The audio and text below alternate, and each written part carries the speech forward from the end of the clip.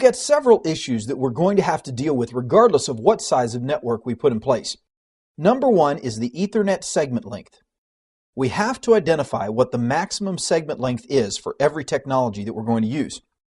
Whether it is standard unshielded twisted pair, a fiber optic cable, or some sort of copper-based technology that we use to make our connection, like 1000 base CX, which has a limitation of 25 meters.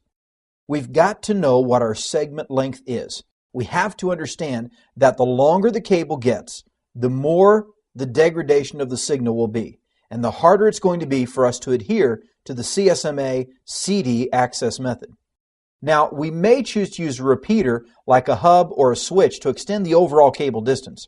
Keep in mind that if we put a hub right in the middle of the two network stations, each station with 100 meters of length with unshielded twisted pair, it's going to extend that cable length to 200 meters. So it will repeat that signal and provide for us a cleaner signal all the way through, and of course much greater distance. But we have to follow the 5-4-3 rule of Ethernet.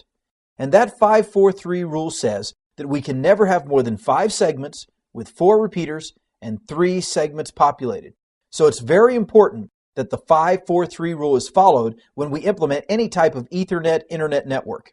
Since most of our technology has been designed with the aim that we can scale our networks to any size without worrying too much about the segment cable length, we need to focus more on the things that are very important, like the collision domains and broadcast domains. These are the things that Cisco really focuses on here. Our main goal with all of our network designs is to limit the size of the collision domain and to limit the size of the broadcast domain. Assume we have a hub that has 50 people on it, and we have 50 PCs that are connected to it. Every single time a person on this network sends some data, all of the other 49 systems will have to examine it, and they will all have to compete for the segment bandwidth. In effect, they will all have to compete for the same segment for transmitting data.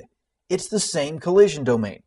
Now, if we take a switch instead, which can micro-segment a network, we're going to be able to reduce the size of our collision domain down to a single port.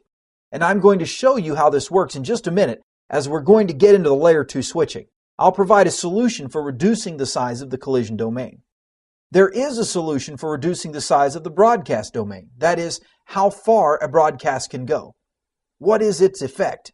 You have to remember that Ethernet is a broadcast-based network. It uses contention. If we send a data packet, everybody on that wire that's within our collision domain has got to examine the packet.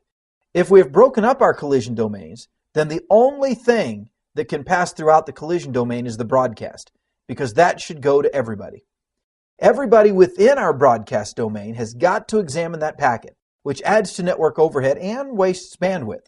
It can waste CPU cycles on the target machines if that data packet is not actually destined for them. So we want to be aware of collision domains and broadcast domains and how we can provide solutions for these. The other big thing that we have to deal with is network congestion overall. Networking congestion can be a result of collision domain size, broadcast domain size, the number of hosts on the network, the segment length, and the number of repeaters.